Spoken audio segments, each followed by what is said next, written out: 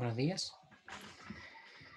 Eh, Vamos a esperar un par de minutos para que se conecte más gente a la clase ya.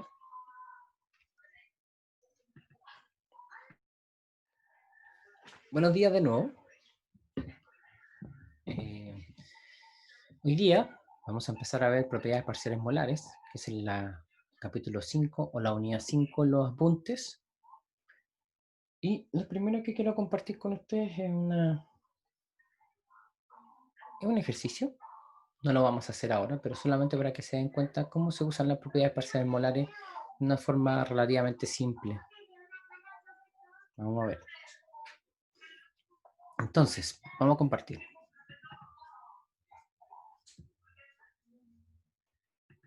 Este es un ejercicio que alguna vez lo pregunté en un certamen, eh, donde se los voy a leer para que sepan en qué contexto vamos a estar trabajando en propiedades parciales molares. Dice, dos corrientes que contienen piridina y ácido acético, dos compuestos, una mezcla de dos compuestos, a 25 grados Celsius son mezclados y luego alimentados en un intercambiador de calor. Debido al efecto de calor de mezcla, hay un concepto importante, calor de mezcla. Se desea reducir la temperatura después de la mezcla a 25 grados Celsius nuevamente, usando una corriente etilenglicol, que les da el P en ese momento. Enfriado, como se indica en la figura 111. Apóyese en la información entregada en la tabla y calcule. Les piden un flujo másico de etilenglicol para el caso de la mezcla que tenga un comportamiento real, un balance energía. ¿Cuál sería, o balance de materia, dependiendo de si están acoplados o desacoplados? ¿Cuál sería el flujo másico del etilenglicol si la mezcla se comportara idealmente? Compare las dos situaciones anteriores y vea la factibilidad de que suceda una o la otra cosa. Entonces, ¿qué nos entregan acá? Las fracciones molares, y al lado nos entregan algo que se dice delta H mezcla.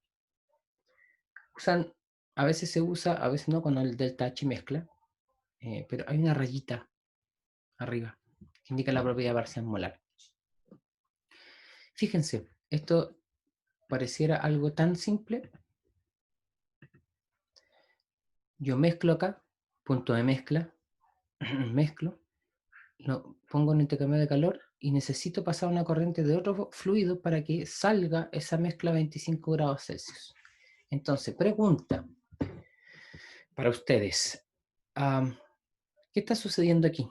Para que yo tenga que usar un intercambiador de calor y volver, para que vuelva a tener la misma temperatura. ¿Qué pasó cuando yo mezclé el compuesto piridina con ácido acético? ¿Reaccionó? ¿Perdón? Tal vez reaccionó. Ah, no necesariamente, porque miren, fíjate, acá no, en la salida sigue siendo piridina más ácido acético, no hay un compuesto nuevo. Entonces, propiamente tal, no es una reacción. Debe haber bajado un poco la temperatura, ¿no?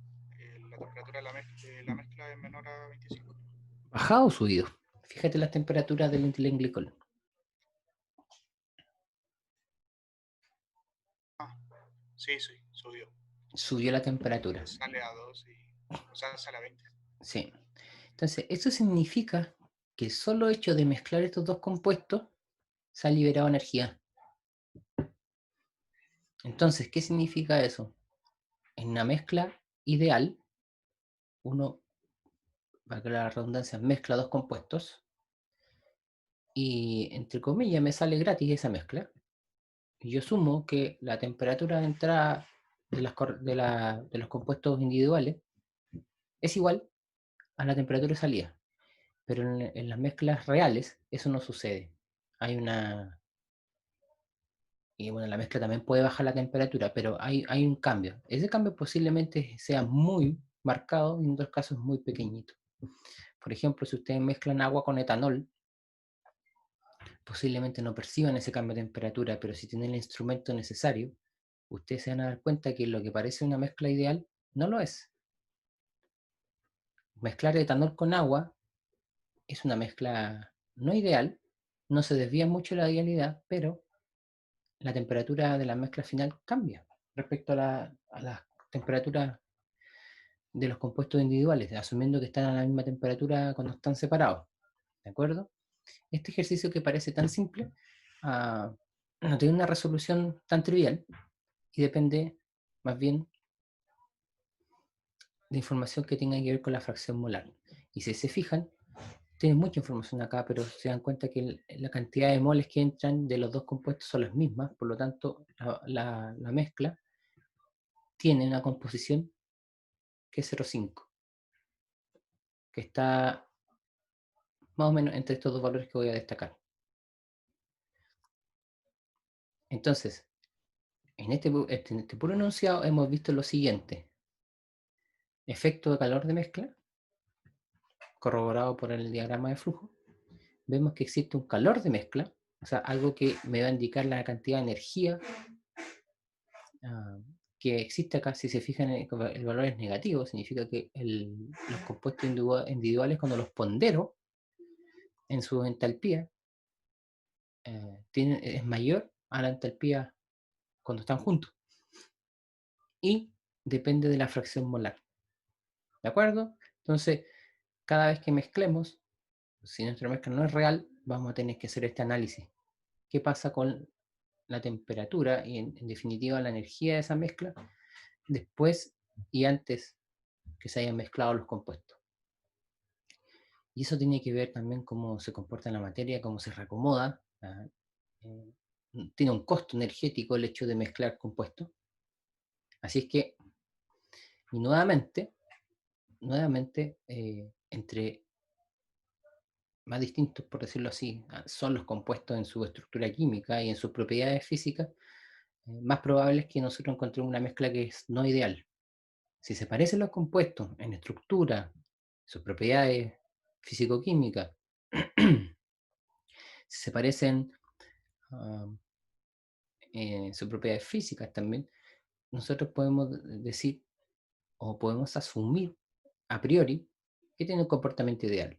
Pero si son muy distintos, ese supuesto original que nosotros siempre implícitamente lo hemos hecho. Siempre hemos hecho ese supuesto que al mezclarlo no nos cuesta nada. Vamos a tener que tener precaución después de que veamos estas unidades. Entonces, para llegar a ese valor de calor de mezcla, para poder establecer cuál es la entalpía real que tiene esta mezcla, vamos a tener que presentar las propiedades que vamos a ver ahora. ¿De acuerdo? Ya, entonces, ese es como el contexto. No necesariamente se aplica solamente a la energía, también se aplica hay un cambio de volumen de mezcla, que es lo primero que vamos a ver. ¿Ya? Pero para eso tengo que hacer unas pequeñas definiciones. Entonces, en la unidad, nosotros vamos a llamar propiedades parciales molares. En las propiedades parciales molares, vamos a pensar que tenemos, de nuevo, nuestro sistema, que tiene cierta temperatura y presión, con una cantidad de mol en cada fase, y de nuevo en el contexto de equilibrio de fase líquido-vapor. Y vamos a hacer una pequeña definición. Entonces, esta definición es muy importante que la tengan en presente, dado que la vamos a usar permanentemente. Y segundo, como son tantas cosas que uno ve en esto, posiblemente, al igual que lo que pasaba en fugacidad, la definición más simple de todas se nos olvida en medio de toda esta cantidad de información que tenemos en el curso. Siempre es importante mantener en vista el origen de todas estas expresiones. Entonces me voy a cambiar al cuaderno. Estoy poniendo la fecha en el cuaderno. Ya estamos a 3 de junio.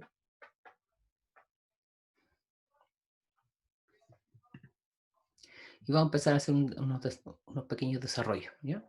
Que es necesario. Yo les dije, desde el principio del curso les dije que hay cosas que no nos vamos a salvar de hacer un desarrollo o una deducción, para que sepan de dónde viene o simplemente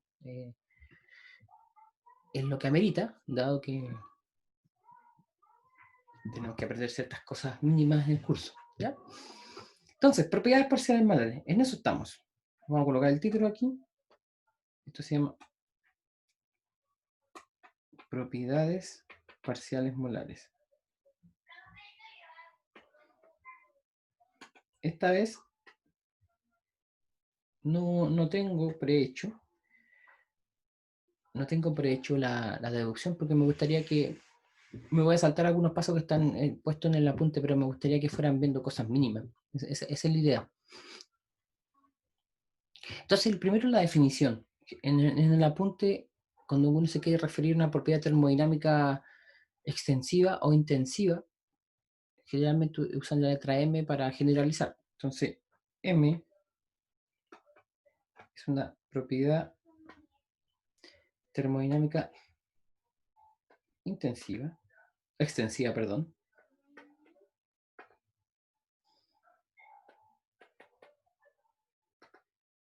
A todo esto, ¿qué es una propiedad extensiva y una intensiva?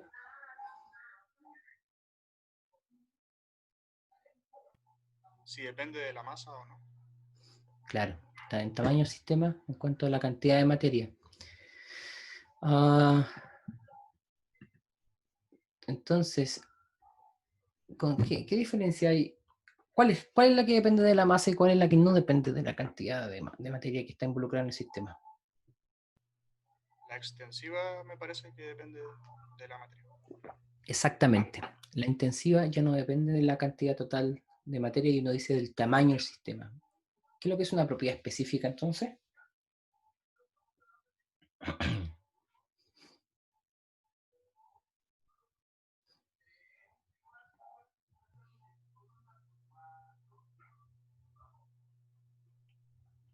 ¿Como volumen específico se refiere? En general, puede tener entalpía específica, volumen específico, Dividido etcétera. en la masa. Dividido en la Tamaño masa, de ¿no es masa. cierto? Entonces lo que uno hace cuando tiene una propiedad específica es quiere independizarse del tamaño del sistema, entonces una extensiva la divide por la cantidad de materia del sistema. Entonces la transforma en intensiva. De hecho, el ejemplo más básico, pero también perdemos de vista de que es una propiedad intensiva, es la densidad. La densidad, ustedes tienen una cantidad de masa y la dividen, en este caso por un volumen, pero es más fácil verlo en el volumen específico. Tienen un volumen total, lo dividen por la masa en el que hay el volumen específico y se independizan del sistema. ¿Ya? Y una forma de poder colocar términos más fácilmente y tabularlo de tal manera que no está tabulando para todos los tamaños del sistema. O sea, de hecho, es una forma mucho más práctica de ver estas cosas. Entonces, la propiedad, ¿por qué hay que definir que M es propiedad intensiva? Cualquier propiedad, como por ejemplo, voy a anotar acá. Estas son, a ver, estas son intensivas. Y tiene que ver M dividido por mol. Este también es intensiva. Y este es M dividido por kilogramo. Pensemos que estamos en unidades SI, ¿ya? Esa es la notación que nosotros tenemos desde, voy a anotar esto de nuevo, desde termo 1. Y una anotación, ustedes van a cada libro tiene su propia forma. Uno libro coloca la extensiva con una letra mayúscula y la intensiva con letra minúscula. ¿Ya? Entonces, ¿por qué hay que hacer la distinción para tener claridad? Porque la propiedad parcial molar se define de la siguiente manera. Hay una anotación, y lo voy a hacer grande y con otro color.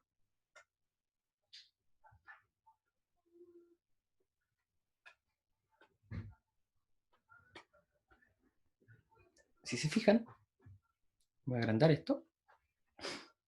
Vamos a tener una propiedad parcial molar, significa, parcial molar, esa raya, lo voy a destacar acá y después voy a borrar. Esta rayita de esa manera nos va a indicar que es una propiedad parcial molar. ¿Ya? Y lo importante siempre se refería a un compuesto I involucrado. ¿Y qué va a decir esto?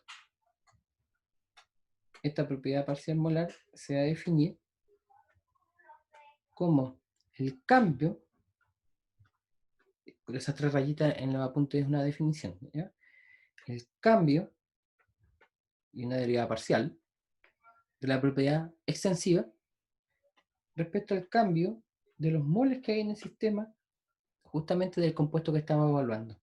Entonces la propiedad parcial molar indica que cómo va a cambiar la propiedad extensiva que estamos estudiando si yo hago algún cambio en los moles, o sea, disminuyo o aumento los moles en mi sistema de ese compuesto I.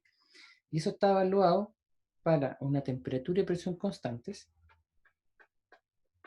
Y cuando todos los otros moles involucrados en el sistema también son constantes. ¿No? Esa es la anotación.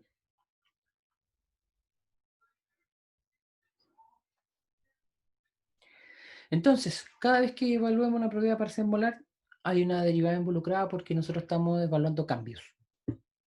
Primero que todo.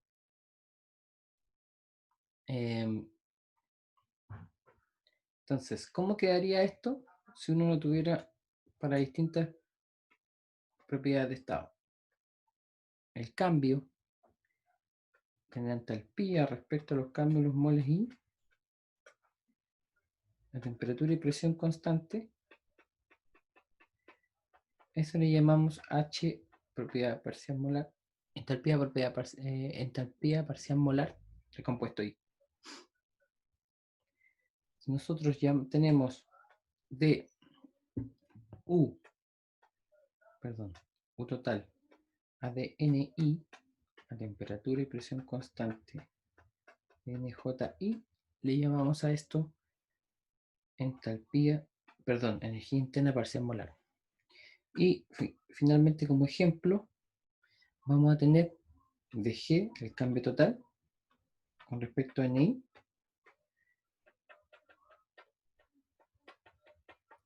nuevamente nos va a aparecer en la energía libre de Gibbs, y no es que la energía de Gibbs parcial molar, lo han puesto ahí. Entonces, de estas definiciones que acá, ¿cuál les parece familiar? ¿Se acuerdan qué era esto? Potencial o no. Muy bien. Entonces, nos va a aparecer nuevamente el potencial. Entonces, va a ser un parámetro relevante en nuestro sistema en analizar el potencial químico. De hecho, el potencial químico es una de las herramientas más potentes que tenemos para analizar el equilibrio de fase, siempre. Porque involucra no solamente aquel término en la ecuación fundamental para la energía libre de Gibbs, no solamente indica el término de transferencia de materia, sino que también en mezclas va a indicar cómo varía nuestra propiedad extensiva, en este caso la energía libre de Gibbs, cuando yo cambio los moles en mi sistema de alguno de los compuestos involucrados. ¿De acuerdo? Entonces, nuevamente les insisto que no solamente depende de una propiedad, también depende de la composición. O sea, depende del número de moles, pero finalmente eso se expresa como una composición. Entonces, cuando nosotros tenemos que analizar los sistemas, volvemos a apelar a que las propiedades de estado son funciones continuas y uno puede hacer diferenciales totales en función de diferenciales parciales y deducir ciertas cosas. ¿De acuerdo? Entonces, ¿a qué me refiero con lo último que dije? Si yo tengo el diferencial total, vamos a hacerlo acá, diferencial total de una propiedad parcial molar cualquiera, yo puedo poner esto en función de temperatura, dado que estamos evaluando esa temperatura constante, entonces vamos a ver qué sucede. Puedo colocarlo en función de la presión y puedo colocarlo en función de los moles de compuestos involucrados. Voy a colocarlo un poquito más acá por un asunto de espacio que necesitamos.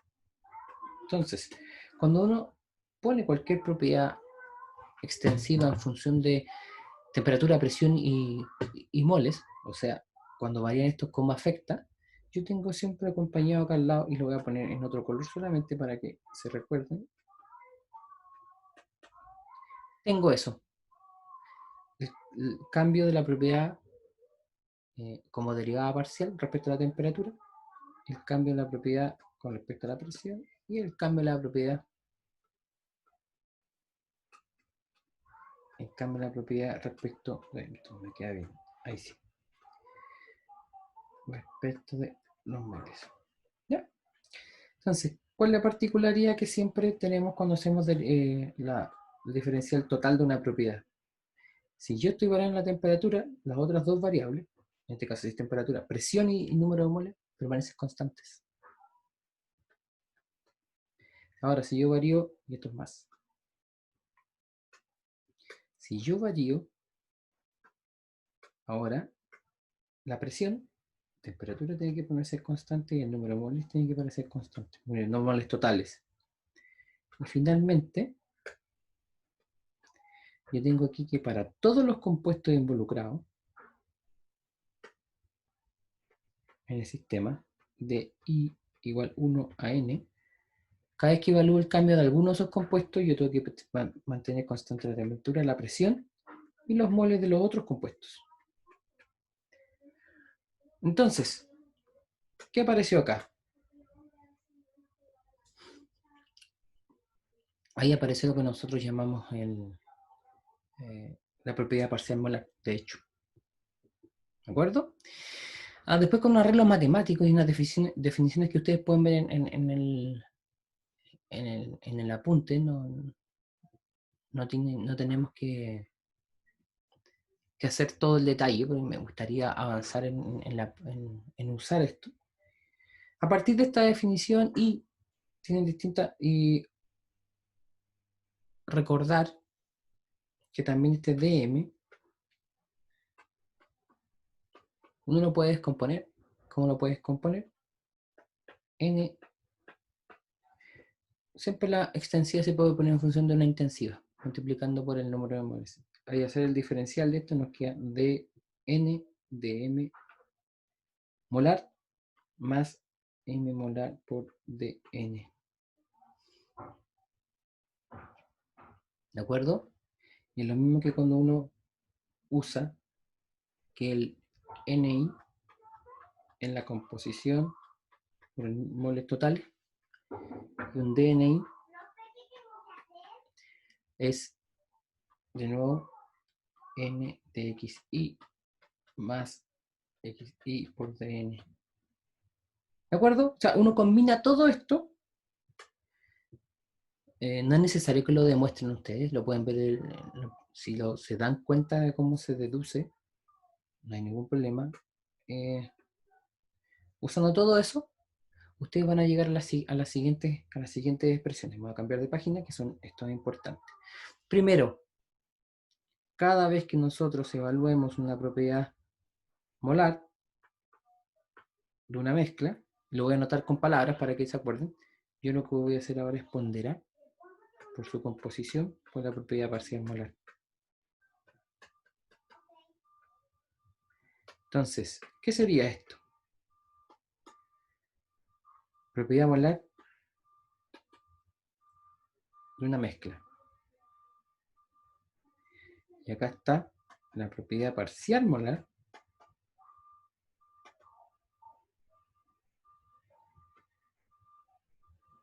de un compuesto I. Y la otra, la composición. Entonces, como ejemplo, volumen de la mezcla va a ser la sumatoria de los XI por el volumen parcial molar de los compuestos. Entonces, para evaluar el volumen de la mezcla, volumen específico de la mezcla, vamos a tener que saber cómo vamos a evaluar el volumen parcial molar. Esa es nuestra incógnita. Y eso es lo que nosotros nos puede costar evaluar. Y se voy a anotar esto, ¿no? Para que se vea mejor. Ahí sí. ¿De acuerdo? Eso es lo primero que tenemos que darnos cuenta. Entre comillas, es fácil expresar una propiedad de una mezcla solamente por ponderar con su propiedad parcial molar. Pero lo difícil ahora es cómo vamos a estimar esa propiedad parcial molar. No es algo tan trivial. Por algo ya tuvimos que ver un montón en la primera parte del curso respecto a las propiedades de mezcla ideales. Esto es análogo si uno pone lo siguiente. Si quiere evaluar la propiedad total de la mezcla, ahora pondera por los moles. ¿Ya? Por si acaso. ¿Ya? Son equivalentes.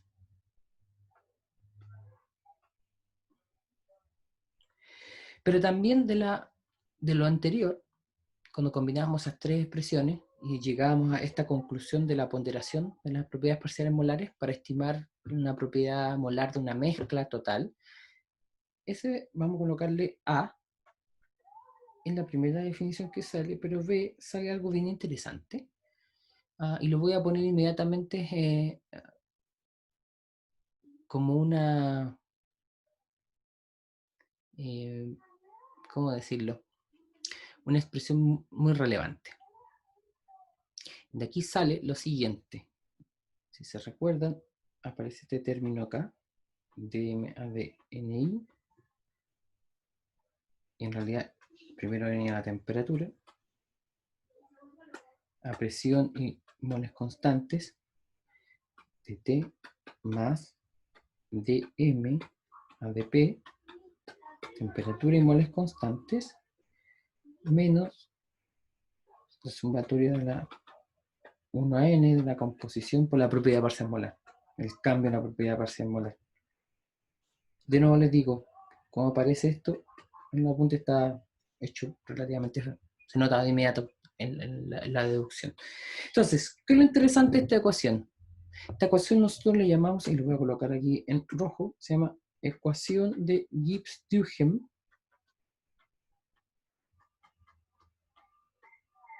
generalizada. ¿Qué significa generalizada? ¿Por qué se llama generalizada? Porque en particular se puede hacer con cualquier propiedad de estado, ¿ya? En la cual nosotros vamos a evaluar. Aquí me faltó un dp, ¿no es cierto? Me estaba dando cuenta. Este es un dp. Nos vamos a dar cuenta que cómo vamos a relacionar los cambios con respecto a temperatura y presión y cómo se relacionan con los cambios en la propiedad parcial molar. ¿Ya? Entonces, en particular, si ustedes evalúan esta presión a temperatura constante y a presión constante, les queda solamente una expresión con respecto al cambio de la propiedad parcial molar. O sea, a temperatura y presión constante les queda solamente este término, ¿no es cierto? Ya, pero eso es evidente, ustedes lo miran y se dan cuenta de inmediato que sucede.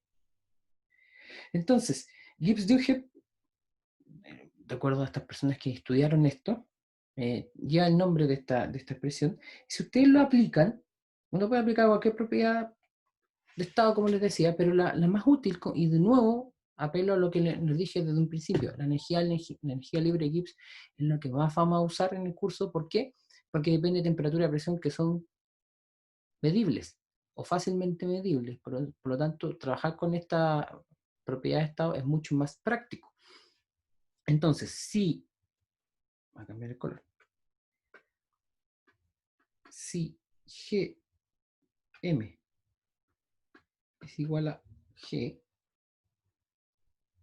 ¿de acuerdo? Vamos a tener la siguiente expresión, de G a dt, y eso nos hace más o menos conocido, más, esto es por dt total. Hay que ser un poco cuidadoso con la notación, porque sobre todo si un matemático mirando acá no va a hacer la diferencia entre el diferencial parcial y el diferencial total. De G a dP a temperatura y moles constantes menos tenemos la sumatoria de los xi por dgi.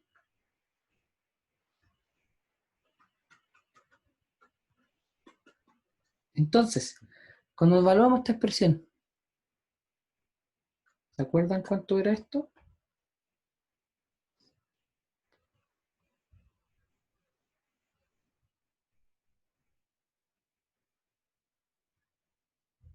Lo que acompaña dt y lo que acompaña dp.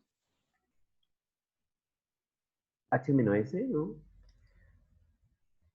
No. ¿Se acuerdan que la ecuación fundamental, de nuevo, ecuación fundamental viene en balance de energía, balance de entropía, así que siempre el origen. Eso era menos S. ¿Se acuerdan, no? Y esto era volumen. dg era VdP menos SdT. ¿Se acuerdan? Y evaluábamos en cada uno de los casos. Por lo tanto, si nosotros evaluamos esta ecuación para la energía libre de Gibbs, la ecuación de Gibbs-Duhem generalizada se transforma, se le quita el nombre generalizada en la ecuación de Gibbs-Duhem y es muy utilizada para el equilibrio. ¿Qué tenemos acá? Este es el cambio del potencial químico. Entonces, ¿dónde esto particularmente nos da utilidad? En el equilibrio, temperatura y presión son constantes, ¿no es cierto? Y esta expresión se transforma en lo siguiente. Sumatoria de los I, voy a anotar de nuevo esto que lo pasé yo. Sumatoria de I1 a N de los XI por D igual 0. Esa ecuación es muy importante en el equilibrio. Uno la usa. ¿Qué significa esa ecuación? Si yo tengo la composición de mi sistema y sé cómo evaluar de potencial de químico, el cambio de potencial químico, yo puedo determinar las composiciones del equilibrio, porque estamos a temperatura y presión constante. La dificultad está en que no siempre es fácil determinar o tener un modelo para el potencial químico, pero al menos hemos asociado una expresión relativamente simple que yo digo, si yo cumplo esa expresión, o sea, si a mí me dan o yo sé deducir una expresión para potencial químico, si cumple Gibbs-Duhem a temperatura y presión constante, entonces Gibbs-Duhem se abrevia, uy, no sé qué pasa aquí, ya sé.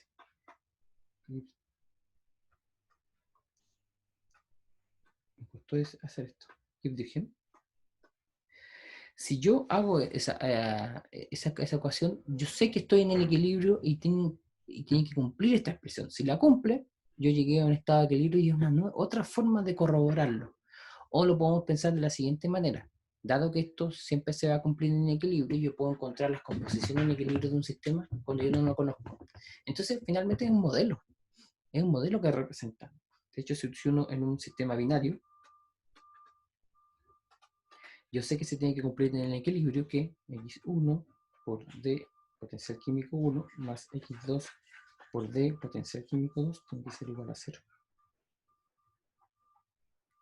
Recalcando, voy a ponerlo en rojo acá, que T y P son constantes.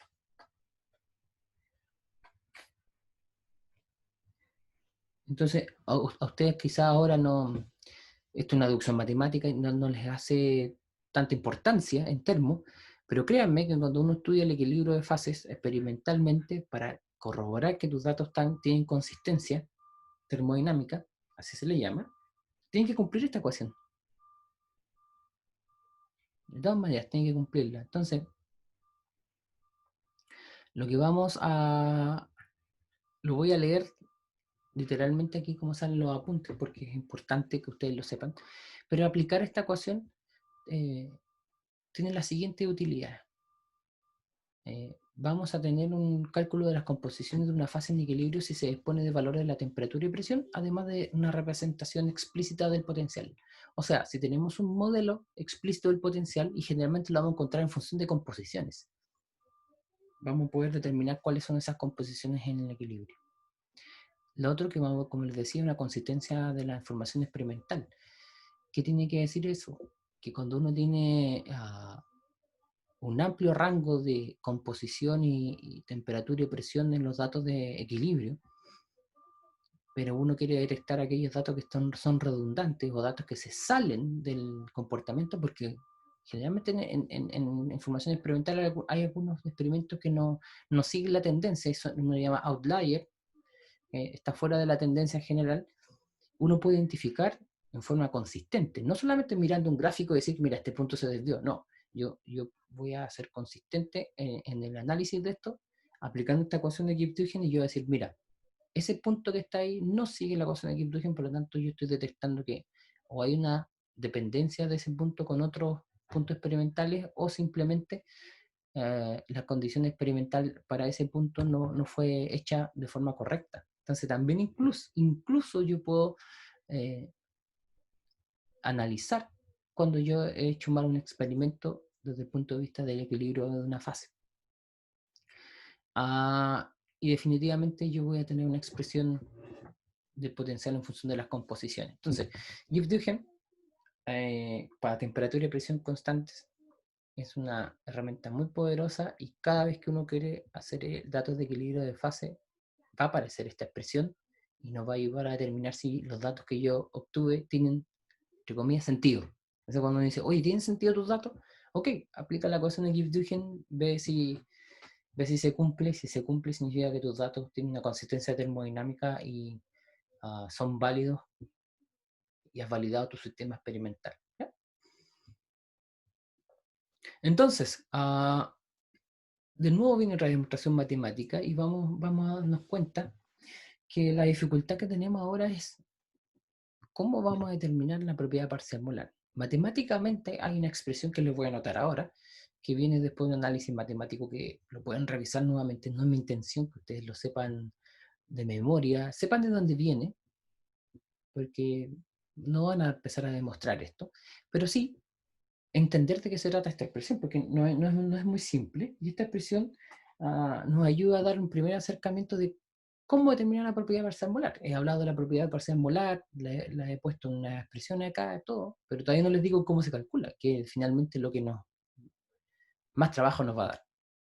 Entonces, hay una expresión que nos dice, mira, cada vez que yo quiero evaluar una propiedad parcial molar, ahí está, yo tengo que saber la propiedad de la mezcla. Primero que todo. Pero esa va a estar afectada, y piensen ustedes casi como una corrección, por los múltiples cambios que pueden haber en la propiedad de mezcla con respecto a los otros compuestos. ¿Qué significa eso? Si yo tengo un montón de... Si yo considero... La notación no es muy afortunada, voy a anotar un poquito más grande esto. No es muy afortunada, digamos, porque es un poco enredada. Cuando ya lo veamos en una mezcla binaria es mucho más fácil. Pero fíjense en lo siguiente.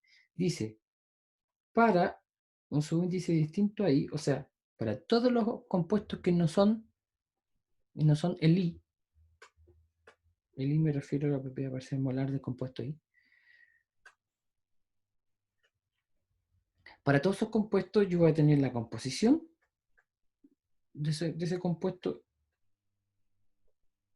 y lo voy a multiplicar por el cambio de la propiedad de mezcla con respecto a esa composición. Entonces, si estoy evaluando el compuesto lambda, aparte de tener temperatura y presión constante, yo mantengo constante todos los demás compuestos, la composición de todos los demás compuestos. ¿Qué significa eso? Todos los demás compuestos que no son lambda, pero que tampoco son I. ¿Se entiende? Ya, por eso digo que un poco enredado esto. Piensen ustedes si tienen tres compuestos, para que lo entiendan más rápidamente, para una mezcla de tres compuestos. Eso va a colocar mejor. Es un poquito difícil evaluar tres compuestos en una mezcla, pero solamente esto para la notación de la expresión que acabo de poner. Una mezcla de tres compuestos. Si ustedes tienen que evaluar M de 1 parcial molar, va a ser el M de mezcla, menos la sumatoria de, y vamos a transformarlo al tiro, vamos a ver, van a ser los X, que no son 1, por ejemplo 2 de M a de X2, y aquí permanece constante temperatura, presión, y todo lo que no es I, o sea, todo lo que no es 2, es 1, pero tampoco es 3. ¿Ya? ¿Entiende? Entonces X3, constante. Y como es sumatoria y aparece otro menos, va a ser el X3 de M de X2, perdón, 3, presión y temperatura y presión constantes. Pero ahora la composición de 2 permanece constante. ¿Se entiende? Así se traduce esa expresión y así sucesivamente si hay un montón de compuestos.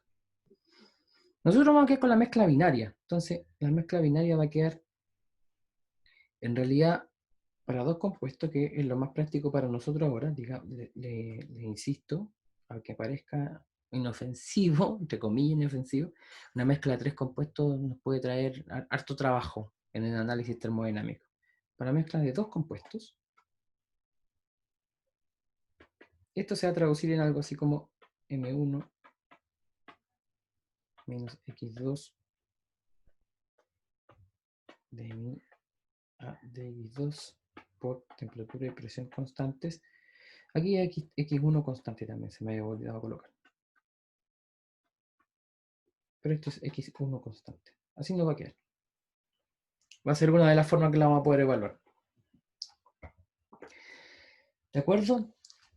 Entonces, ahora, ¿qué tenemos que hacer? Y que no nos va a dar trabajo. Ya no es tan difícil vislumbrarlo, pero vamos a tener que determinar esa derivada, la propiedad de la mezcla con respecto a la composición.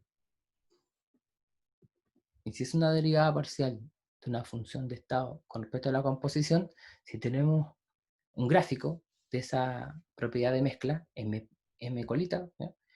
La podemos graficar con respecto a las composiciones y vamos a tener que encontrar la pendiente de una recta tangente a algún punto. ¿Ya? ¿Se entiende? Hay una derivada y gráficamente se puede determinar. Entonces estamos aterrizando de a poquito el concepto de propiedad parcial molar a algo práctico que podemos estimar en forma relativamente simple, pero no por ello menos trabajosa. Entonces, vamos a ver qué sucede con los cambios de las propiedades de una mezcla. Si se fijan, aquí tenemos una primera expresión para estimar o calcular la propiedad parcial molar, pero el concepto tiene que ir acompañado con que cada vez que yo mezclo, va a haber un cambio de la propiedad total en la mezcla. Y donde aquí vamos a corroborar que sumar dos volúmenes no necesariamente va a ser el valor 1 a 1, sino que posiblemente la mezcla de volumen 1 más volumen 2 no nos dé la suma directa, sino que nos dé otro valor. Y eso tiene que ver con que no es una propiedad conservativa el volumen, luego nunca hacemos un balance respecto a volumen. Entonces, yo me voy a cambiar aquí al apunte y quiero mostrarles el cambio de la propiedad de mezcla, para que se entienda y haya un contexto. Fíjense en lo siguiente. Si yo tengo una mezcla, acá arriba en el título de la tabla, o en el encabezado de la tabla, mejor dicho, tengo una M colita. Esa M colita es la propiedad de la mezcla total. Y al lado aparece la misma, pero si la mezcla la consideramos ideal. Después viene un término que vamos a decir cuál es el cambio que va a haber respecto del caso ideal con el caso real. El cambio ideal siempre podemos considerarlo más fácil en su análisis, pero ojo que no siempre va a ser cero ese cambio. Ya vamos a acordarnos por qué. Siempre nosotros vamos a poder evaluar la propiedad de una mezcla, siempre, da lo mismo la mezcla, y nos vamos a dar cuenta que el caso ideal es un caso particular del caso general. Siempre vamos a poder evaluarlo como la ponderación de la propiedad parcial molar. Fíjense en esta, no voy a poder anotarlo ahí. Fíjense en esta columna. Déjenme ver si puedo rayar.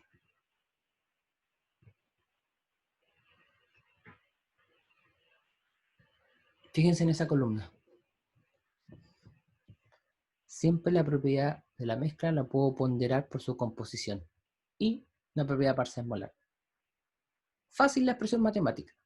Lo que nos va a costar es evaluar el volumen parcial molar de compuesto I, la energía interna parcial molar de compuesto I, la entalpía parcial molar, la entropía parcial molar, la energía libre de Gibbs parcial molar y la energía libre de Helmholtz parcial molar. Esas son las dificultades que vamos a tener. ¿Ya? Y compárenlo ustedes ahora con... No quedó muy bueno eso, pero se va a arreglar solo. Vamos a borrarlo y lo vamos a hacer de nuevo. Ahí sí. Compárenlo con el caso de al lado, que es el ideal. Si se acuerdan, en el caso ideal, la entropía, la energía libre de Gibbs y la energía libre de Helmholtz tienen un término adicional. El término adicional está acá. Aparte de la ponderación de la propiedad de los compuestos puros, aparece aquí un menos R sumatoria de x por logaritmo de x para la entropía, más RT sumatoria de x logaritmo de x para la energía libre de Gibbs y la de Helmholtz. Por eso les digo que el cambio que hay, el cambio de mezcla, cuando yo comparo, fíjense acá, comparo el volumen parcial molar con el volumen molar del compuesto I, comparo la propiedad parcial molar con el compuesto puro. Si es una mezcla ideal, siempre va a ser cero para el volumen, energía interna y entalpía, pero no va a ser cero sin la mezcla ideal para entropía, energía libre de Gibbs y Helmholtz por estos términos que aparecían antes. Pero esto es lo interesante. Si mi mezcla es ideal, significa que el volumen parcial molar es igual al volumen molar del compuesto. La energía interna lo mismo y la entalpía lo mismo. Pero si no es ideal, este término es distinto a cero. Y ser distinto a cero significa que nosotros tenemos que saber evaluar esa diferencia. Evaluar esa diferencia tiene que ver con que yo voy a poder estimar qué tanto me alejo de la idealidad. Entonces, cuando tengo esa situación, yo puedo evaluar el volumen parcial molar en forma, voy a colocar el ejemplo de volumen parcial molar en forma individual, o evalúo ese cambio. Las dos cosas me sirven. Porque finalmente lo que yo quiero saber es, ok, si yo tengo una mezcla real, ¿cuál va a ser el impacto en las propiedades de esa mezcla? De tal manera que yo lo puedo estimar como corresponde.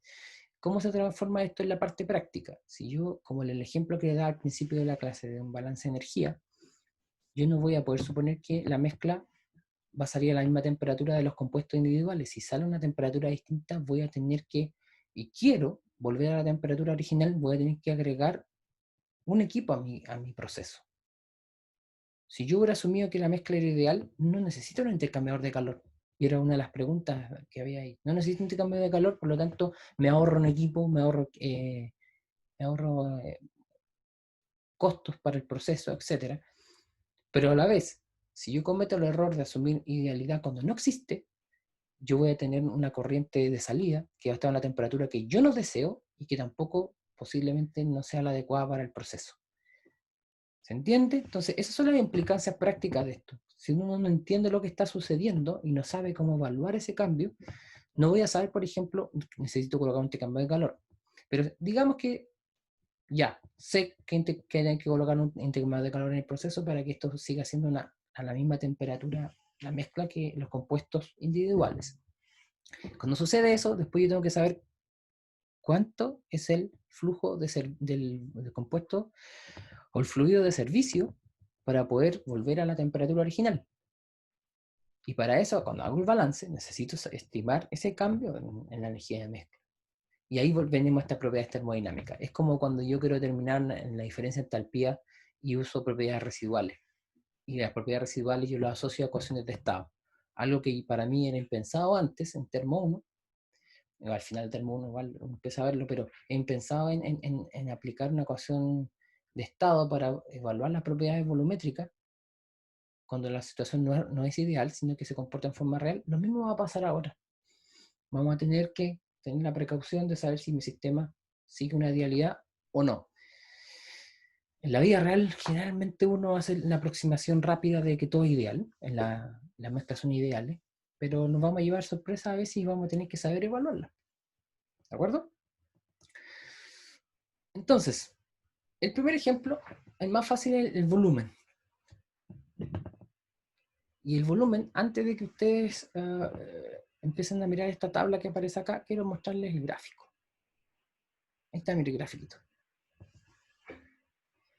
No es tan evidente, lo voy a agrandar esto, no es tan evidente el cambio, pero para este sistema que es metanol-agua, un alcohol con agua, con etanol se hubiera notado más aún, fíjense, ustedes van a tener los puntos experimentales. Si se fijan en azul aquí hay una recta. Vamos a evaluar esa pendiente en esa recta. Se dan cuenta que si yo tengo distintas composiciones, X1 de 0 a 1, el más volátil es metanol, entonces esta es la composición del metanol. A medida que cambia la composición de metanol relativa en la mezcla, no va a tener un comportamiento lineal, no va a ser una ponderación lineal del volumen individual de cada compuesto. Va a variar. ¿Qué tanto varía? Si se fijan, si comparamos la recta con los datos experimentales, hay unas pequeñas desviaciones aquí. Esas pequeñas desviaciones me dicen que, ok, el sistema no es ideal, la mezcla no es ideal, no me estoy desviando tanto, pero si quiero ser bien preciso en mi estimación, me voy a dar cuenta que voy a tener que evaluar propiedades parciales molares para esta mezcla. Pero la propiedad parcial molar depende de la composición, no es la misma, en el rango de composiciones no es el mismo, va cambiando. Y si se fijan en el zoom que se hace aquí, el punto C que aparece en este gráfico, va a haber una recta que va a pasar, está exagerado aquí, por algún punto de esa curva que entrega. Entonces, ¿qué tenemos aquí en el eje? Aquí me quedo. No, me he equivocado. Disculpen. Aquí está la control Z. Eso. ¿Qué tenemos acá? Tenemos volumen de la mezcla, tenemos composición en esa mezcla, una mezcla binaria. Entonces, cuando quiero evaluar la propiedad parcial molar para la composición X1C que aparece acá, cuando quiero evaluar para esa composición, yo lo que tengo que hacer es, tengo mi volumen de la mezcla y tengo que buscar la pendiente de aquella recta tangente a ese punto. O sea, la derivada, evaluada en ese punto. Y aquí voy a tener los interceptos de esa fíjense, los interceptos de esa recta en los ejes, ¿qué me va a indicar? Cuando es 0, significa que tengo solamente agua, o sea, el compuesto 2. Ese intercepto de esa recta me va a entregar el volumen parcial molar de compuesto 2. El intercepto, cuando la composición es 1, o sea, puro metanol, me va a entregar el volumen parcial molar del compuesto 1. Y si se fijan, si queremos evaluarlo para cada composición, la recta tangente va cambiando de pendiente. Por lo tanto, en la medida que yo cambie la composición, va a ir cambiando el valor del volumen parcial molar. Y a eso me refiero que no es difícil evaluarlo de esta forma gráfica, pero es trabajoso. O sea, ustedes si les dan el gráfico, van con una regla y empiezan a cada composición que quieren evaluar, empiezan a tirar una recta y la van evaluando y la van cambiando. En este caso, la desviación no es tanta de la idealidad, pero hay cambios de volumen de mezcla que son muy distintos a la línea recta, por lo tanto vamos a tener que ir evaluando gráficamente de forma engorrosa. Se puede hacer una rutina matemática en Excel que la puede evaluar en forma consistente, pero si uno puede hacerlo con unas reglas y dándose pendiente, funciona.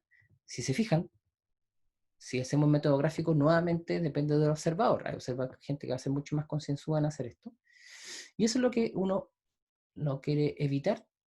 O sea, evitar que quede supeditado solamente a la observación de cada persona. Uno puede hacer una rutina matemática también. Y esa rutina matemática es la siguiente. Y tiene que ver con la última expresión que yo les anoté. Volumen parcial molar. Mira, voy a destacar estas dos expresiones abajo. Esta y esa. Ese volumen parcial molar es el volumen de la mezcla más la composición del compuesto 2 derivado con respecto a la composición del compuesto 2. Menos, perdón. Ya voy a anotar esto para que vean de qué se trata. Y el volumen parcial molar de 2 es el volumen de la mezcla menos X1 por dB de X1. Si se fijan, esto debería ser X2 y aquí tienen que ser dx2 y esto es menos. X2 es 1 menos X1 y dx1 es igual a menos dx2. Hubiera quedado la misma expresión. Si alguien no lo ve, lo puedo hacer después. Pero con estas expresiones, ¿qué necesito? Si me dan el volumen de la mezcla, ese V colita, y me da las composiciones, yo tengo que ir evaluando la pendiente en cada uno de los puntos. Entonces, ¿qué me están dando acá?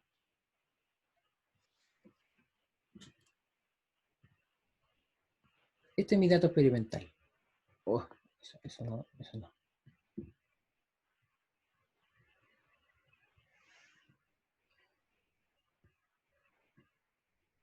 Son mis datos experimentales, en el cuadro azul que estoy marcando.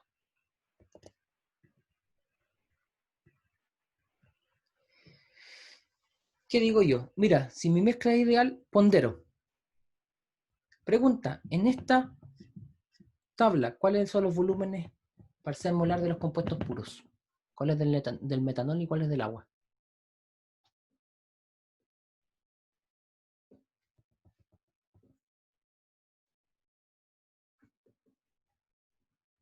¿Alguien lo ve?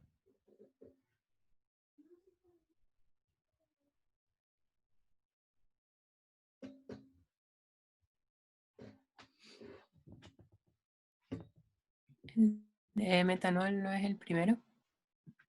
¿El de 40? Muy bien, porque ahí está composición 1 y del agua, por lo tanto, es 18. ¿No es cierto?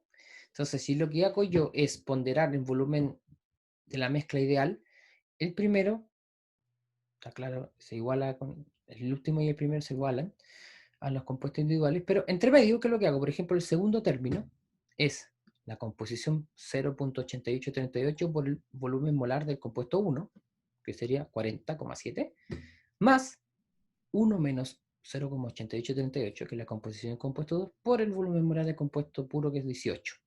Si voy haciendo eso, esa ponderación me da la columna del volumen de la mezcla ideal.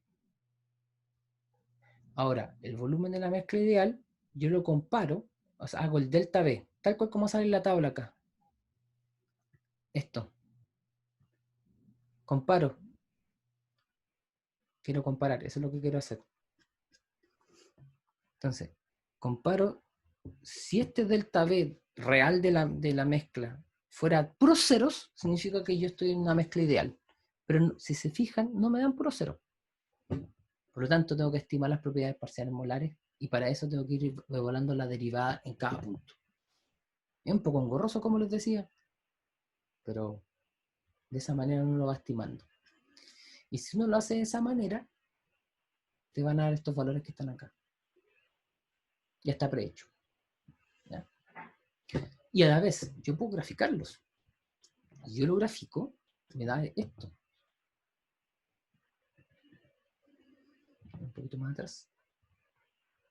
Entonces, el volumen parcial molar y el volumen molar. Entonces, aquí tengo los puntos experimentales, el volumen discreto, que es el volumen de mezcla para cada composición. La recta me da el modelo ideal, en una pequeña desviación. Yo lo que tengo acá en líneas segmentadas son los volúmenes parciales molares que van tomando distintos valores dependiendo de la composición.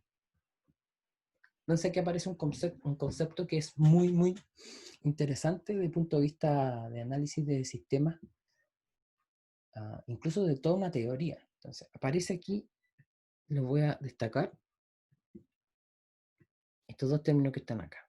Fíjense, una vez que yo fui evaluando la pendiente en todos los puntos y fui evaluando la expresión del volumen parcial molar, puedo generar estas curvas con líneas segmentadas para ambos casos. Si se fijan, el intersecto acá del volumen parcial molar de 1 para composición 0 significa que no tengo o tengo muy, muy poquito del compuesto 1. Entonces, cuando tenemos eso, nosotros llamamos volumen 1 parcial molar infinito. Eso es dilución infinita, así se le llama. El volumen parcial molar de compuesto 1 en dilución infinita, el intersecto del volumen parcial molar de 1 con cuando la composición es 0. Por el otro lado, cuando la composición es 1 de metanol, tenemos 0 del agua, o sea, del compuesto 2, y le llamamos volumen parcial molar en dilución infinita.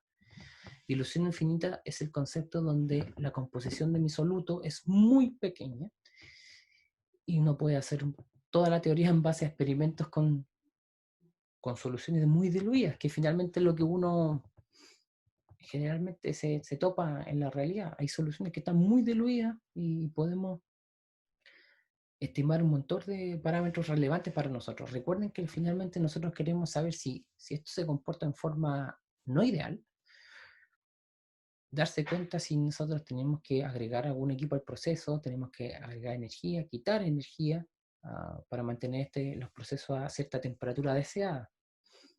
Así que esa es la repercusión en un proceso.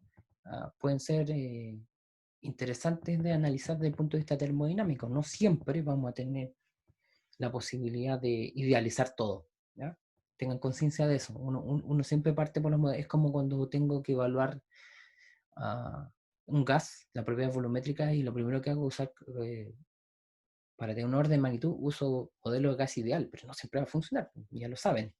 Lo mismo pasa acá. Cuando tengo mezclas, mi primera sensación instintivamente voy y asumo que es ideal, pero eso hay que tener una precaución. Generalmente eso se pasa cuando uno tiene un sistema que no conoce, y cuando uno no conoce el sistema, cuando no conoce un sistema, lo más probable es que con los resultados del proceso se va a dar cuenta que algo está sucediendo que no era esperable. ¿Ya? Entonces, lo de ilusión infinita es un concepto que nos va a seguir, y de ilusión infinita se define como, fíjense acá, el volumen parcial molar, lo voy a destacar nuevamente en el apunte, el volumen parcial molar, cuando el límite de la composición tiende a cero. ¿Ya? El límite del volumen parcial molar cuando la composición tiende a cero, o sea, cuando es muy pequeñito la cantidad absoluta que está en mi mezcla, vamos a poder evaluar un volumen parcial molar en dilución infinita, así le llamamos. Se los presento por primera vez, lo vamos a seguir usando en el lenguaje, y ustedes ya se van a dar cuenta a qué me refiero cuando digo dilución infinita. O sea, el compuesto que es soluto está en una cantidad muy pequeñita en mi mezcla y su composición es muy baja, tendiendo a cero. Ya. Entonces, fíjense, cuando yo evalúo el delta B, el delta volumen, ¿se acuerdan? Estaba el volumen de mezcla real, lo compara con el volumen como si fuera el ideal, o sea, la ponderación de los volúmenes individuales, volúmenes específicos, y me queda esto. Entonces, ¿qué significa? Y esto es lo que me entrega una información muy buena. Y gráficamente yo miro y digo, oh, esta mezcla no es ideal.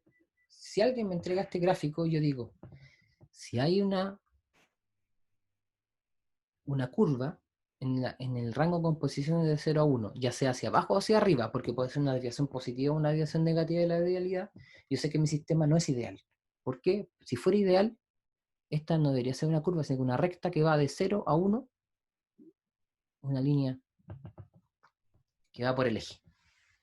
O sea, en todo el rango de composiciones no hubo cambio del volumen real respecto a un volumen, si lo hubiera considerado una mezcla ideal. Entonces, entre más pronunciado el cambio, mi sistema más se desvía de la idealidad. Cuando sucede eso, yo inmediatamente tengo que tomar la precaución de evaluar mi sistema como corresponde. ¿Ya? Si alguien me entrega esta información o yo lo veo publicado en alguna parte, me digo, ok, mi sistema no es ideal, voy a tener que empezar a realizar ciertos cálculos distintos a lo que tenía planificado. Generalmente uno quiere que la idealidad se cumpla, porque es todo mucho más fácil. No necesariamente es tan simétrico como acá el caso, porque en algunos casos esto puede tomar una forma, una curva mucho más compleja, pero en este caso resultó casi simétrico aquí en la parábola que hay. Metanol agua, imagínense en etanol agua, que es una mezcla mucho más abundante, tanto incluso en la naturaleza, como en los procesos industriales, con mayor razón es una mezcla no ideal. Por lo tanto, que se use mucho algo no implica que sea fácil de analizar. Lo que pasa es que es tan antiguo y se ha analizado tantas veces que hay mucha información disponible. Pero para haber generado esa información, bueno, se usa todo esto. Déjenme avanzar un poquitito. Y aquí están las expresiones que nos van a ayudar a evaluar. Quiero que lo tengan en cuenta, y esto es lo que en la práctica vamos a usar mucho. ¿Qué nos dice esto? nos dice que vamos a poder evaluar la propiedad parcial molar, ya sea con el cambio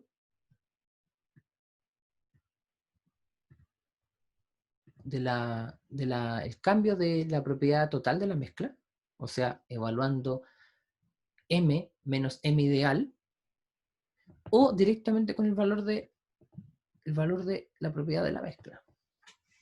¿Esto qué quiere decir? Por ejemplo, y aquí me voy a pasar al iPad nuevamente, a la pizarra.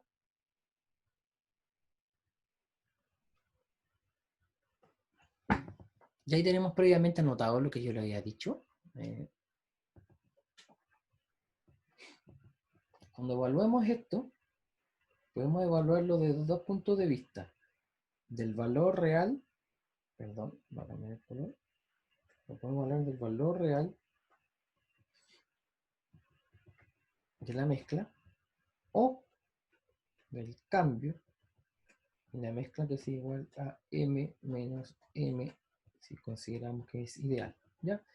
Las dos alternativas están. Entonces, la propiedad parcial molar del compuesto 1, mezcla binaria, más fácil, va a ser el valor de la propiedad del compuesto puro más el cambio de toda la mezcla menos x2 por la diferencial del cambio de mezcla. Entonces, en el gráfico de cambio de delta de la propiedad con respecto a la composición, tengo que buscar de nuevo una pendiente. Y esto está evaluado a temperatura y presión constantes. O puedo evaluarla como lo había puesto antes. Lo voy a anotar nuevamente. Como la propiedad de toda la mezcla menos la composición del otro compuesto y la derivada del otro compuesto evaluado en temperatura y presión constante. Tenemos esas dos alternativas. ¿De qué no nos vamos a salvar? De poder evaluar, si no nos dan una expresión para la derivada, de poder evaluar esto gráficamente. ¿Ya? Tenemos esas dos alternativas. O nos dan el delta M de la mezcla, o nos dan el M de la mezcla. Tenemos esas dos posibilidades. ¿Cómo se traduce eso? En M puede ser volumen, energía interna, entalpía, energía libre X, etc. Entonces, ¿qué es lo que estamos viendo aquí? El impacto, y esto es la interpretación física, el impacto que hay en la propiedad de una mezcla cuando yo agrego o quito moles de un compuesto. Por ejemplo, la mezcla metanol-agua, voy a ver, voy a ir de nuevo al apunte.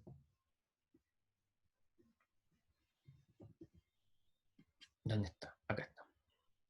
En la mezcla etanol-agua, si yo tengo una composición, esta X1C es aproximadamente 0,5, anda por ahí, pero si yo agrego, estoy en esta composición, si yo agrego moles de metanol a mi mezcla, la composición relativa va a cambiar y va a aumentar, pero si aumenta va a haber un impacto en el volumen de la mezcla. Eso es lo que le estoy diciendo, y se ve en la tabla.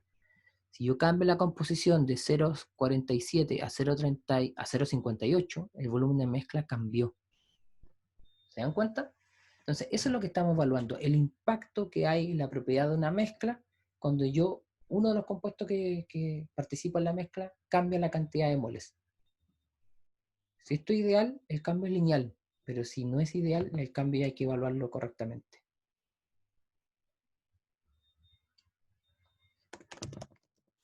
Y me avisan de la batería. Vamos a... Tengo el cable, lo tengo al ladito. ¿Ya se entiende? Hay un montón de terminología, pero físicamente eso es lo que estamos evaluando. Oye, cada vez que yo cambio la composición de mi mezcla, voy a tener un impacto en el valor. Si tengo evaluando el volumen de mi mezcla, yo tiendo a hacer el volumen. Ok, ponderarla por sus composiciones y los volúmenes de los compuestos puros. Ok, pero es el caso ideal solamente. Cuando no es ideal, yo voy a tener que evaluar el impacto de cambiar la cantidad relativa de moles que participan en la mezcla. Y eso no es tan trivial como lo pueden ver. ¿Cómo nosotros podemos evaluarlo? Bueno, las expresiones que les puse, si nos dan el delta de la propiedad o nos da la propiedad directamente de la mezcla y necesitamos algún dato experimental. Y más o menos de eso se va a tratar el taller, no es mucho más que esto.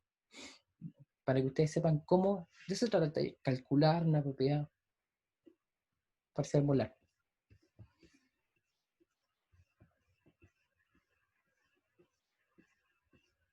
Entonces,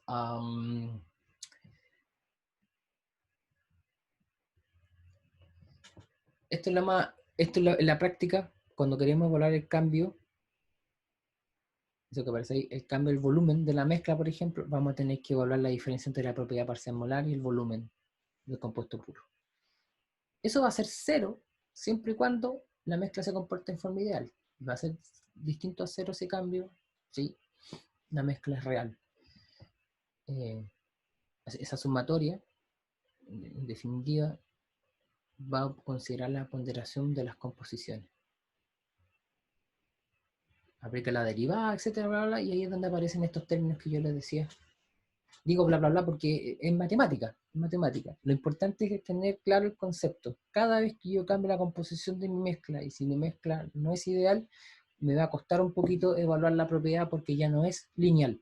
No es una ponderación directa de la propiedad de los compuestos puros, sino que voy a tener que tener una información extra adicional y voy a tener que evaluar ciertas derivadas para poder determinar esto. ¿Ya? Eso es lo primero.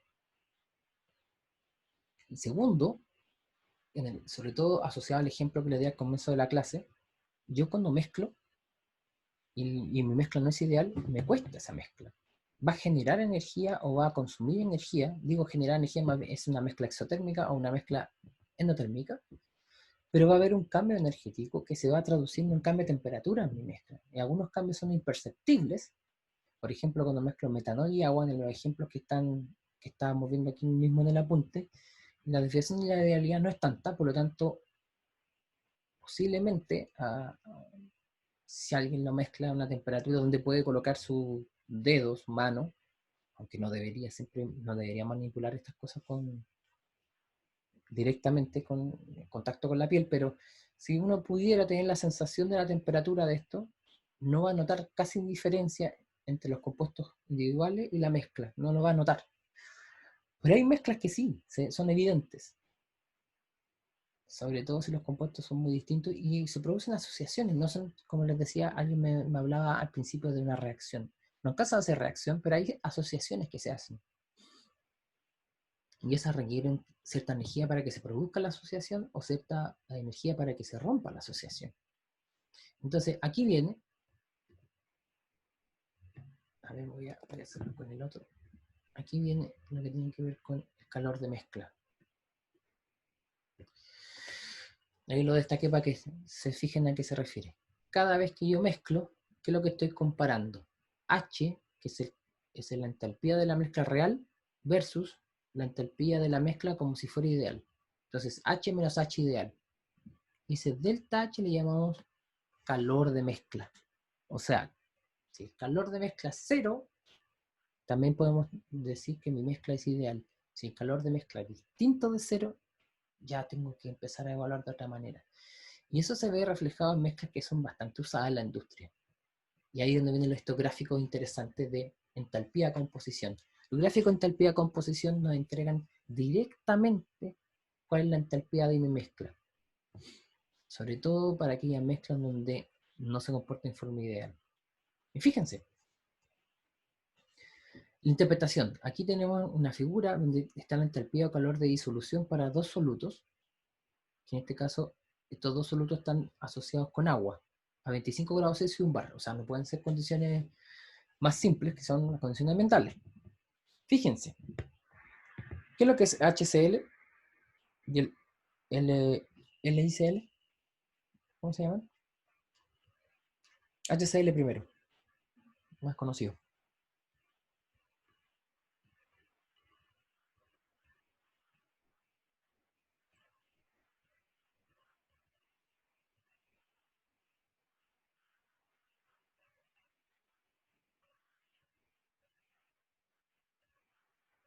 ¿Nadie? ¿Ácido qué? ¿Tienen apellido?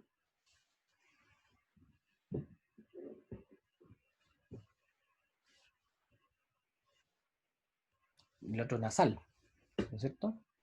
Clorhídrico. Bien, bien, clorhídrico. Y el otro nasal, cloruro de litio, podría ser, ¿no es cierto? La sal está en estado sólido y el ácido clorhídrico está en estado gaseoso en esta mezcla. Pero fíjense las asociaciones o la diferencia que hay. Y estamos viendo ahora que, no sé si se dan cuenta, solo mirar el gráfico, esto no se comporta en forma ideal. ¿Qué indica este gráfico? Tiene las composiciones de una forma bien especial. Dicen que este ratio es el número de moles de agua por moles de soluto. ¿Ya? ¿Qué significa eso? Si yo aumento esto, significa que yo estoy aumentando la cantidad relativa de agua respecto al soluto. O sea, si en el eje X, si me voy moviendo a números más grandes, lo que estoy haciendo, estoy diluyendo mi mezcla. ¿Se nota? Si yo tengo 1, significa que es la misma cantidad de moles de agua con moles de soluto. Si tengo 300 moles de agua respecto al mole de soluto. Por lo tanto, si aumento los valores en el eje X, lo que estoy haciendo es diluyendo la mezcla. Diluir la mezcla significa agregar más solventes que soluto. Ya Matías ya había contestado también el cloruro de litio. Muy bien.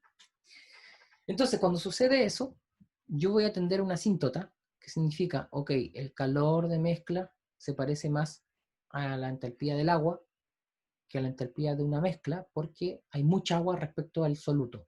Pero cuando las proporciones son más o menos similares, están en el mismo orden de magnitud, fíjense lo dramático del cambio de la entalpía. Parte de una cierta entalpía, cuando tenemos la misma cantidad de moles de agua y soluto. O sea, estamos hablando de una mezcla de 0,5 molar, ¿no es cierto? Misma cantidad de moles, de cada uno de los compuestos, un mol, tenemos composición 0,5. Y a medida que agregamos agua, lo vamos diluyendo, y agregar agua significa que el delta H de la mezcla va cambiando. Va cambiando. Esto está graficado medio raro porque fíjense acá los menos están, el número más chico está yendo hacia arriba. Es como está viendo una imagen especular del gráfico, pero queda graficado que está un signo menos, que cada vez que agrego agua voy a tender a un valor de entalpía de mezcla que se parece más al agua pura que tuvo. Pero cuando tienen proporciones similares, es muy grande el cambio. Yo agrego un poco de agua, cambia mucho la entalpía de la mezcla. Agrego un poco de agua, cambia mucho la entalpía de la mezcla. Esos impactos uno tiene que tenerlos considerados, porque la energía necesaria para poder hacer un cambio de fase de mi mezcla o para poder mantener mi mezcla a cierta temperatura, me va a determinar el tamaño de un equipo. O sea, en el ejemplo que iba al principio de la clase nuevamente, tengo un intercambio de calor. ¿De qué tamaño me intercambio de calor? ¿Cómo tengo que evaluar ese diseño? Ustedes que están haciendo transferencia de calor, ¿cuál es la temperatura de entrada y salida del fluido que yo necesito? Y cómo estimo el flujo y la temperatura de entrada y de salida del fluido de servicio, dado que yo sé cómo que se comporta mi mezcla. ¿Se entiende? Entonces, uno cuando diseña transferencia de calor, generalmente lo que quiere calentar o enfriar es un compuesto puro, pero les va a tocar hacer en procesos calentar o enfriar mezclas. Y es donde tenemos que tener conciencia de que suceden este tipo de cosas. Y aquí hay algo que yo les decía que no es propiamente tal una reacción. Ustedes pueden verlo, lo pueden escribir como reacción, sí, porque se asocian. Hay una asociación porque ion. Recuerden que se disocian iones el cloruro de litio porque una sal con el agua, pero eventualmente yo puedo recuperar agua y sal en forma separada solamente por romper esa asociación. Se puede ver ahí que está escrito como una ecuación de reacción, y tengo un calor de formación. Este calor de formación es reversible, esta reacción. Por eso les decía que no es propiamente toda una reacción, porque cuando aparece en una reacción es difícil de reactante volver de producto volver a reactante no es tan trivial, pero cuando tenemos una asociación de sal-agua, podemos volver a tener los compuestos por separado. Pero sí se habla de calor de formación. ¿Se acuerdan de esto de Termo 1, los efectos térmicos en los procesos? Calor de formación estándar está hecho a 298 Kelvin. Y yo puedo asociar esto a valores de calor de formación cuando yo mezclo, y depende del número de moles que tengo, o sea, de la composición, vuelve a depender. No es lo mismo tener poco litio en mi mezcla, cloruro de litio en mi mezcla respecto al agua, que tener mucho cloruro de litio respecto al agua. El impacto es más o menos grande, fíjense, el número parecía que no cambia, pero fíjense, cambian en el orden de los 10.000, pasa de 29.000 a 36.000 a 40.000, ya. Es un cambio más o menos notable en el valor de la mezcla.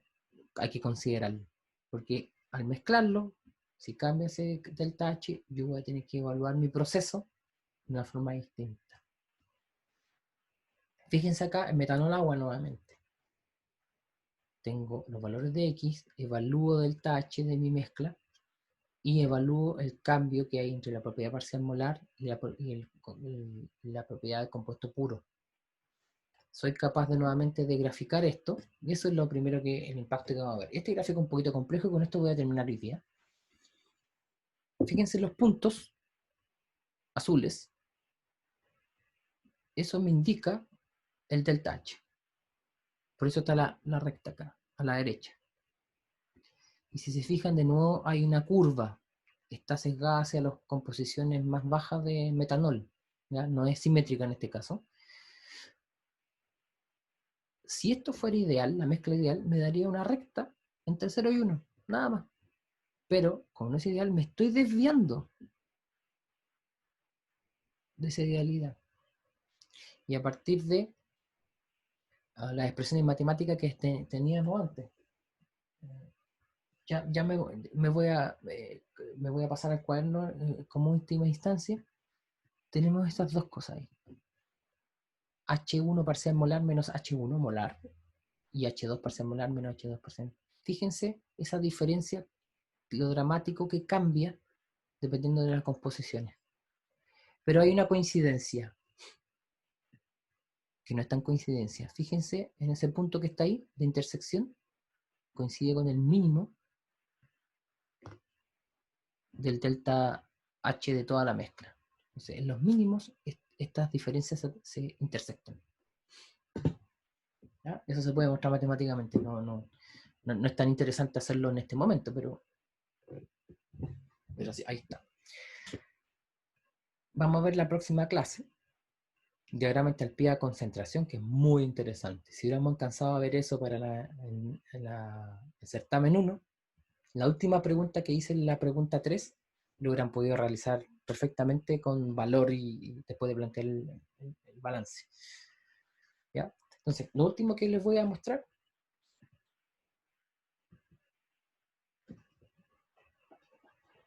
es la pizarra.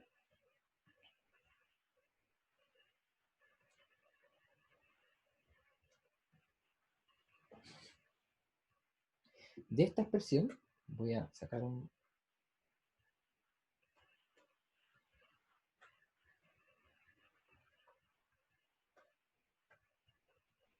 De esta expresión yo puedo sacar que el M1 parcial molar menos M1 molar, que es precisamente lo que teníamos en el gráfico, era entalpía en parcial molar menos entalpía molar, se evalúa como el cambio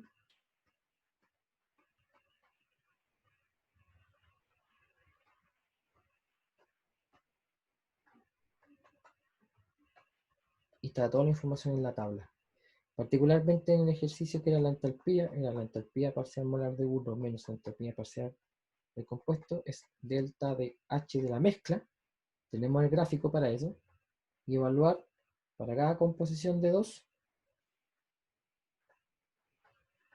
la pendiente. Como les decía, esto depende de la composición, entonces para cada composición voy a tener una pendiente distinta.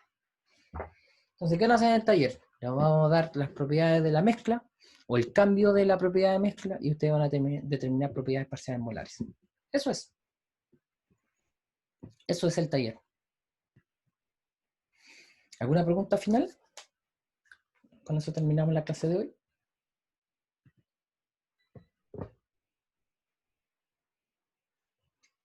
Listo. Entonces, atento a la ayudantía mañana, que les va a ayudar para los que no pueden asistir a la ayudantía mañana. Vamos a ver alguna alternativa para que tengan un mejor apoyo para su... Recuerden que igual siempre Joaquín sube la ayudantía para que las vean.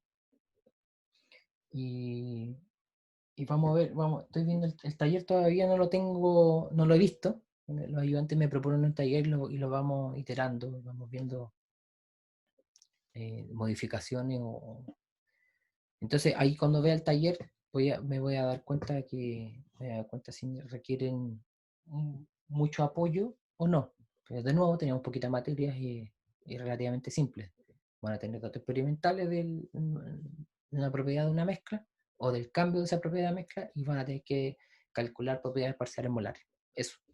Entonces, una vez que ya sepan calcular propiedades parciales molares, después podemos usarlas en un balance de energía, en un balance de entropía de un proceso real con mezcla, que es lo interesante que estamos ahora. Ya no tenemos compuestos puros, ya no olvidamos los compuestos puros. Estamos hablando siempre de mezcla.